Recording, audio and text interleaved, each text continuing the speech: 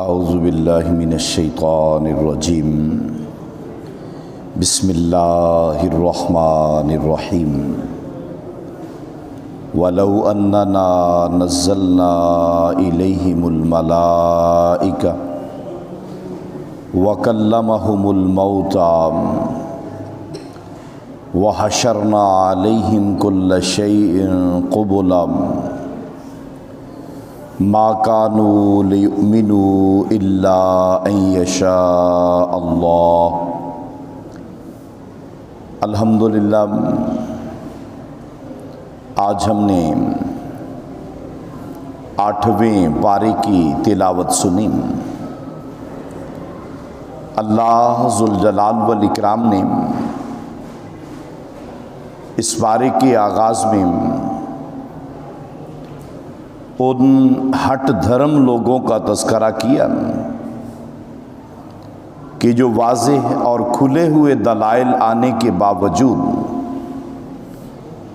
آپ صلی اللہ علیہ وسلم سے عجیب و غریب قسم کے مطالبات کرنے لگے۔ اللہ عز و جل نے جواب دیا کہ اگر ہم ان پر فرشتوں کو نازل کر دیں اور ان کے فوت شدہ آباء و اجداد قبروں سے اٹھ کر آپ صلی اللہ علیہ وسلم کی تصدیق کریں اور ان کی منشا کے مطابق ہر چیز ان کے سامنے لا کے کھڑی بھی کر دی جائے، فرمایا کہ یہ لوگ تب بھی ایمان لانے والے نہیں ہیں۔ اور آپ ان لوگوں کو بتلا دیجئے کہ تمت کلمۃ ربک صدقا وعدلا لا مبدل لکلماتہ۔ آپ ان کو بتلا دیجئے کہ اللہ پاک نے جو احکامات اسلام، قرآن اور سنت کی صورت میں عطا کیے ہیں، ایک تو ان کے اندر سچائی ہے اور دوسرا ان کے اندر عدل ہے، اعتدال ہے، فطری تقاضوں کے عین مطابق ہے اور تمام انسانی جائز ضروریات کو، خواہشات کو مکمل طور پر جو ہے وہ پورا کرنے کی صلاحیت اس دین کے اندر موجود ہے۔ لہذا اس دین کے اندر تمہاری خواہش کے مطابق کسی قسم کی کوئی تبدیلی نہیں کی جائے گی۔ تم کہو جی یہ کر دیں تو پھر ہم ایمان لے آئیں گے، تم جناب یہ حکم ایسے کر دو تو تب ہم ایمان لے آئیں گے۔ فرمایا آپ ان کو دو ٹوک انداز میں بتلا دیں کہ اب اس کے اندر کوئی تبدیلی نہیں ہوگی،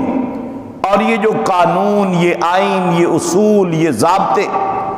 یہ عبادت، یہ معاملات جو بتلا دیے گئے ہیں نا، اب ان کی کوئی ایکسپائری ڈیٹ نہیں ہے، آؤٹ آف ڈیٹ نہیں ہوں گے یہ قیامت تک کے لیے۔ لوگ قطب شمالی پہ بستے ہوں، قطب جنوبی میں رہتے ہوں، لوگ خط استوا پہ رہتے ہوں، لوگ مریخ پہ جا کے آباد ہو جائیں، چاند پہ جا کے آباد ہو جائیں، اگر وہ اپنی اخروی زندگی کو، دنیاوی زندگی کو سنوارنا چاہتے ہیں تو قرآن و سنت کے جو اٹل قانون ہیں اور ان کے اندر کوئی تبدیلی نہیں کی جائے گی، ان کے مطابق ہی زندگی گزارنا ہوگی،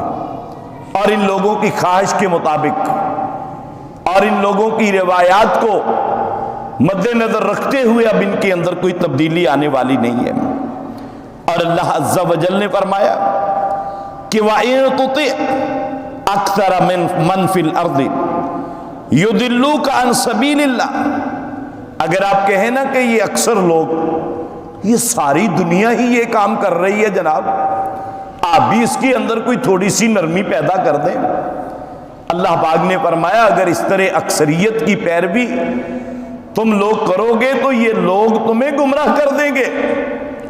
اور یہاں پہ ایک بنیادی اصول ذکر کر دیا کہ حق اور باطل کو پہچاننے کے لیے اکثریت اور اقلیت کو معیار نہیں بنایا قرآن نے۔ اسلام نے حق اور باطل، صحیح اور غلط کی پہچان کرنے کے لیے اکثریت یا اقلیت کو اصول نہیں بنایا، بلکہ دین اسلام کے اندر اصول کیا ہے؟ دین اسلام کے اندر اصول ہے کہ اتبعوا ما انزل الیکم من ربکم، کہ جو تمہارے رب کی طرف سے نازل کیا گیا یہ قرآن ہے۔ فرمایا اس کے اندر اللہ پاک نے ہر چیز بیان کر دی ہے، یعنی دلائل مضبوط ہونے چاہیے، خواہ کوئی بندہ اقلیت میں ہی کیوں نہ ہو، جس کے پاس دلیل ہے، ثبوت ہے قرآن اور سنت کا، وہی حق پہ ہے، خواہ وہ تھوڑی تعداد میں کیوں نہ ہو۔ تعداد کی قلت اور کثرت یہ حق اور باطل کی پہچان نہیں ہے، بلکہ اللہ پاک نے فرمایا افغیر اللہ ابتغی حکما، اے لوگو تمہیں ہو کیا گیا ہے کہ تم اللہ تعالیٰ کو چھوڑ کر کسی اور کو اپنا حاکم بنا رہے ہو، کسی اور کو اپنا فیصل مقرر کر رہے ہو، کسی اور سے جا کے اپنی زندگی کے معاملات کو بہتر کرنے کے لیے جو ہے وہ بھیک مانگ رہے ہو۔ وہ تمہارا پروردگار ہے، وہ تمہارا خالق ہے، وہ تمہارا مالک ہے، اس نے تمہارے جسم کے اعضاء اور اس جسم کے اندر زندگی اور اس جسم کے اندر قوت اور طاقت اور تمہیں عقل اور فہم عطا کیا ہے۔ تم اس رب کے علاوہ اگر کسی اور کے پاس جاؤ گے تو فرمایا کہ تم گمراہ ہو جاؤ گے۔ وَهُوَ الَّذِي أَنزَلَ إِلَيْكُمُ الْكِتَابَ مُفَصَّلًا، اور وہی پروردگار ہے کہ جس ذات باری تعالی نے بڑی تفصیل کے ساتھ اپنے احکامات قرآن کے اندر اور پیارے رسول صلی اللہ علیہ وسلم نے اپنی احادیث کے اندر جو ہے وہ بیان کر دیے۔ اور اس کے بعد اللہ عز و جل نے فرمایا فَمَن يُرِدِ اللَّهُ أَن يَهْدِيَهُ يَشْرَحْ صَدْرَهُ لِلْإِسْلَامِ، ایک بہت بڑی خوشخبری بھی ہے، ایک بڑی علامت بھی ہے کہ جس بندے سے اللہ پاک خوش ہوتے ہیں نا، اللہ پاک راضی ہوتے ہیں، اسے اللہ پاک دین کے قریب کر دیتے ہیں، اسے اللہ پاک شعائر دینیہ کے قریب کر دیتے ہیں، اسے اللہ عز و جل دینی مجلسوں کے، دینی عبادت گاہوں کے، دینی معاملات کے، دینی لوگوں کے قریب کر دیتے ہیں، جن پر اللہ پاک راضی ہوتے ہیں، جنہیں اللہ رب العالمین اپنا پیارا اور محبوب بناتے ہیں نا، اللہ پاک ان کے دل کو اسلام کے لیے کھول دیتے ہیں، پھر ان کے دل سے مال، دولت، دنیا کے جھوٹے عہدے، دنیا کی اور دنیا کی عزتیں، فرمایا یہ کچھ معنی نہیں رکھتی، بس ان کا مطمع نظر تو صرف اور صرف اللہ کا دین ہی رہ جاتا ہے۔ اور اللہ پاک نے فرمایا اے لوگو، اے میرے محبوب صلی اللہ علیہ وسلم، قل، آپ ان لوگوں کو بتلا دیجئے کہ تعالو، آؤ میرے پاس، میری بات غور سے سنو۔ یعنی جب کوئی بڑی اہم بات ہوتی ہے نا، اللہ پاک پھر اپنے محبوب پیغمبر صلی اللہ علیہ وسلم کو اس انداز سے مخاطب کرتے ہیں کہ اے میرے محبوب، آپ ان لوگوں سے کہیے تعالو، آؤ میری بات سنو،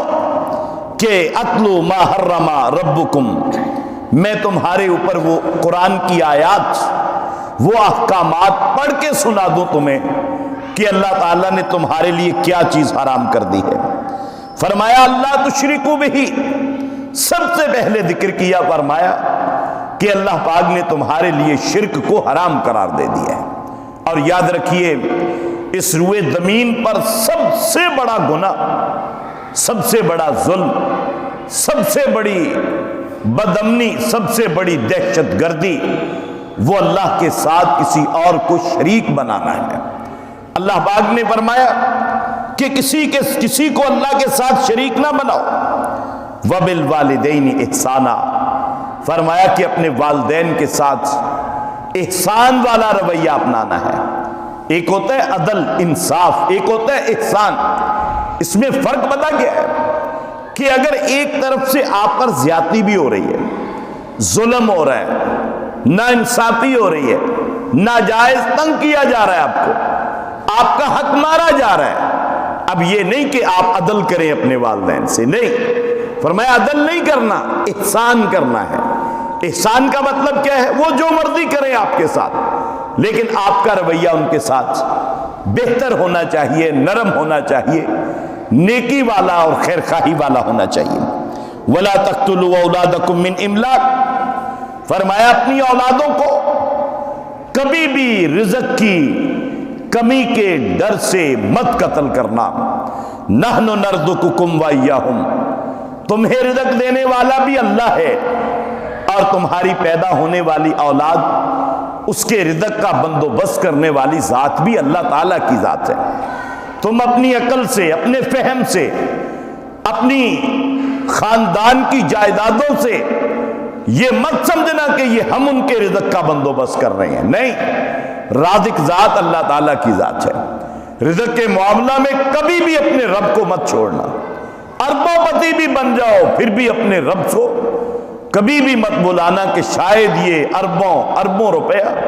میری عقل کی وجہ سے مجھے مل گیا، میرے فہم کی وجہ سے مل گیا، میری جناب محنت کی وجہ سے مل گیا۔ نہیں، ایسا نہیں ہے۔ بڑے بڑے محنت کرنے والے ہیں، بہت بڑے بڑے عقل مند اور ذہین لوگ دنیا میں موجود ہیں، لیکن بیچارے 2 وقت کی روٹی کو ترس رہے ہیں، اپنا تن ڈھانپنے کے لیے کپڑے نہیں ہیں ان کے پاس۔ اس لیے کبھی بھی اس دولت کو اپنی محنت کا ثمر مت سمجھنا، ہمیشہ اپنے رب کا فضل، اپنے رب کا دیا ہوا رزق اور اپنے پروردگار کی عنایات ہی اس کو سمجھنا، اور جس قدر اللہ پاک دیتے چلے جائیں عاجزی ان کے ساری اپنے پروردگار کے سامنے بڑھاتے چلے جانا۔ فرمایا فحاشی اور بے حیائی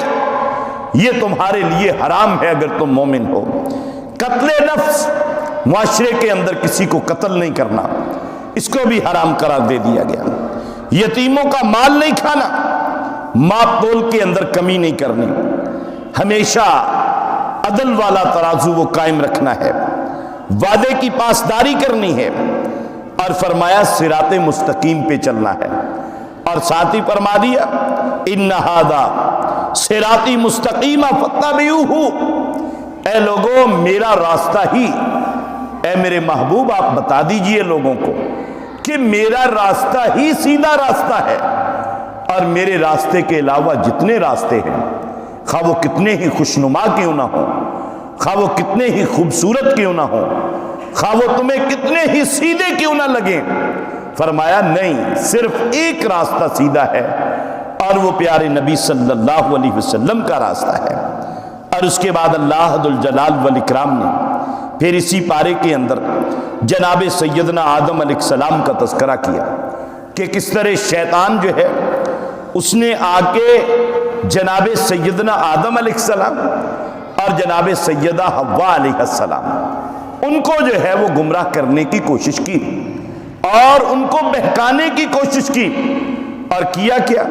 وَقَاسَمَهُمَا، آ کے قسمیں اٹھانا شروع کر دی، اور اس نے کہا جی انی لکما لمن الناصحین، میں جو ہے وہ تمہارا بہت بڑا خیر خواہ ہوں۔ دیکھیں اللہ تعالیٰ نے جس چیز سے روکا ہے اگر اسے کھا لو گے نا ہمیشہ ہمیشہ کے لیے جنت میں رہو گے، چکھ لو اس کا ذائقہ۔ اللہ تعالیٰ نے جو تمہیں روکا ہے نا وہ صرف اس لیے کہ تمہاری دائمی حکومت نہ قائم ہو جائے، بس میں قسم کھاتا ہوں تمہاری۔ تو یاد رکھیے اللہ کے حکم کے مقابلے میں، قرآن کی آیت کے مقابلے میں، حدیث کے مقابلے میں کوئی بندہ قسمیں بھی اٹھائے، کوئی بندہ الٹا بھی کھڑا ہو جائے، اس کی بات نہیں ماننی، بات ماننی ہے دلیل سے۔ اگر دلیل ہے تو بات مان لو، دلیل نہیں ہے تو وہ قسمیں اٹھاتا رہے۔ یہ تو شیطان کا کام ہے، قسمیں اٹھا کے لوگوں کو مطمئن کرتے رہنا۔ دلیل ہے، ثبوت ہے، ابے ہاں بڑی اچھی بات ہے، دلیل اور ثبوت نہیں ہے وہ 1000 قسمیں بھی کھائے نہ مانو۔ اب جناب آدم علیہ السلام، سیدہ حوا علیہ السلام، ہمارے والد گرامی، ہماری والدہ محترمہ، اس کے بہکاوے میں آئے، پھل کو کھا لیا۔ اللہ پاک نے اپنی نافرمانی کے بدلے میں سب سے پہلے ان سے کیا چھینا کہ ان کا لباس جنت کا اتر جاتا ہے، پھر وہ پتے اپنے جسم پر جو ہے وہ ان کو لگا کے اپنے سطر کو ڈھانپنے کی کوشش کرتے ہیں۔ یعنی یہ سب سے پہلی سزا ملی، اللہ کی نافرمانی پر جو سب سے پہلی سزا ملتی ہے نا، بندے کے اندر بے حیائی آ جاتی ہے۔ بے غیرتی آ جاتی ہے بندے کے اندر. انسان کی آنکھوں سے، اس کی زبان سے، اس کے اخلاق اور کردار سے غیرت نام کی چیز جو ہے وہ آہستہ آہستہ اٹھنا شروع ہو جاتی ہے، اور پھر وہ فحاشی اور عریانی کو روشن خیالی سمجھنے لگتا ہے، جیسا کہ ہمارے معاشرے کے اندر ہے. پھر اللہ عز و جل نے جناب آدم علیہ السلام پر کمال شفقت کرتے ہوئے سیدہ حوا علیہ السلام پر پھر ان کو دعا سکھلائی. قرآن میں ہے اللہ پاک نے کیا دعا سکھلائی. قرآن نے وعدے کیا ہے، اس بارے میں آپ نے سنا ہے کہ ربنا ظلمنا انفسنا وان لم تغفر لنا وترحمنا لنکونن من الخاسرین. یہ دعا سکھلائی. جناب آدم علیہ السلام نے دعا کی، اور اللہ عز و جل نے وہ سارا اپنا غصہ، اپنا ملال اور وہ سزائیں جو آدم علیہ السلام اور سیدہ حوا کو دی تھی، اس دعا کی برکت کے ساتھ ان سب کو جو ہے وہ واپس لیا، اور سیدنا آدم علیہ السلام، سیدہ حوا علیہ السلام، اب ان کو دنیا کے اندر بھیجا. ایک دنیا کی زندگی کا اللہ تعالیٰ کا طے شدہ نظام، پھر اس کے بعد اللہ پاک نے جنت کی بشارتیں عطا کر دی. اس لیے دعا ایک ایسا عمل ہے، دعا ایک ایسی عبادت ہے جو جناب آدم علیہ السلام نے اپنے رب کو منانے کے لیے اختیار کی اور استعمال کی. الفاظ بھی اللہ پاک نے سکھلائے. اور بعض لوگ مختلف باتیں کرتے ہیں کہ جناب اللہ پاک کے عرش پر